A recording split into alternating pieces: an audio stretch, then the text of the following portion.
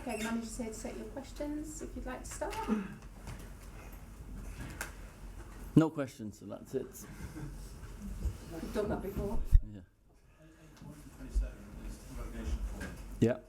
I mean, how bad? We have been poor.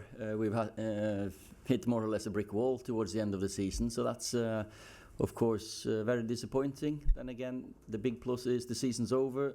Put a big line over it at the moment and look forward, because we know we are too far behind where we want to be. That's the 98 and 97 points. That's exceptional. The two teams, we're 5 or 6 points behind third, fourth, fifth. So that's realistically who we need to challenge for next year. And they've been going through a tough period. The players, good players who've towards the end of the season, as I said, fatigued mentally, physically.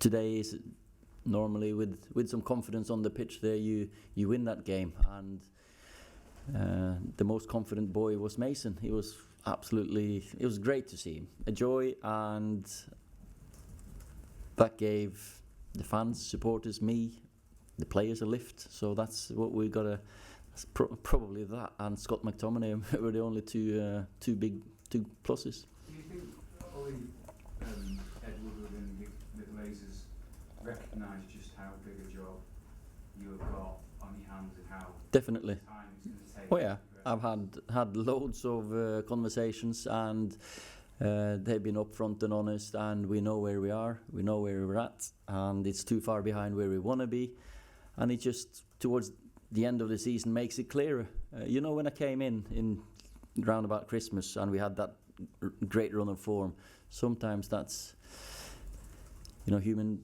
nature. You're confident, maybe overconfident, and we pipped games into our favour. Won games. We played some great football at times as well. And towards the end now, we've seen that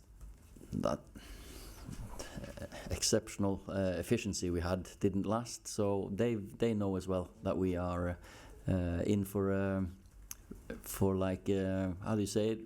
It's a rebuild. Yeah. Do you think if you have you could potentially, as we discussed before, you could have Europa League qualifying from the end of July. Yeah. If you have a sticky start next season, do you expect we'll see the bigger picture, that this is not going to be sorted out quickly, that you're going to need time? Well, of course we're used to challenging for the Premier League, and that's not going to be sorted quickly. Realistically, of course, you're not going to catch however many points, about 32 or 33 points behind the top teams. So we've got to realistically challenge for the top 4 and another trophy. Last time we were in the Europa League with Jose and loads of these players, we won it.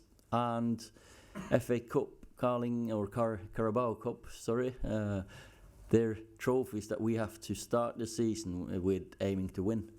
Started out against Cardiff, the same team as today. Do you think the team has progressed, or how do you judge the progression? Say again? Since you played the first against Cardiff. Yeah. Since then, of course, there's been ups and downs. But if you take the team which you had then, the state of the team, have you regressed or progressed since then? What do you think? Well, we won 5-1 and we lost 2-0. So what you reckon that the answer will be? Today we weren't. But then again, in that game you scored 2 goals from 2 wonder strikes. You're 2-0 up and everyone enjoys themselves. Today we had 75% possession and 30 odd shots or whatever we had. So that today is not a measure of where we're at in performance. Today was loads of young players there, front 6, all academy lads who we gave a chance, who know what this means. But we've of course we're not where we want to be. Have you been waiting for this moment the last few months? You say about drawing the line under the season and starting to build. No, not at all. Because we were in with a shout, but the last 2 games, of course, we've let ourselves down performance-wise. We should have won against 2 relegated teams. Of course, that's another reality check for everyone, that this league is a tough one no matter who you play, and it's a long season, and it's been towards the end, as I said, we've performed under par. We had a very good period halfway through the season, and then towards the end we've dropped off.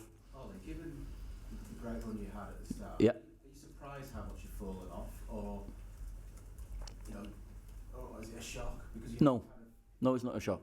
of, right? Okay, why?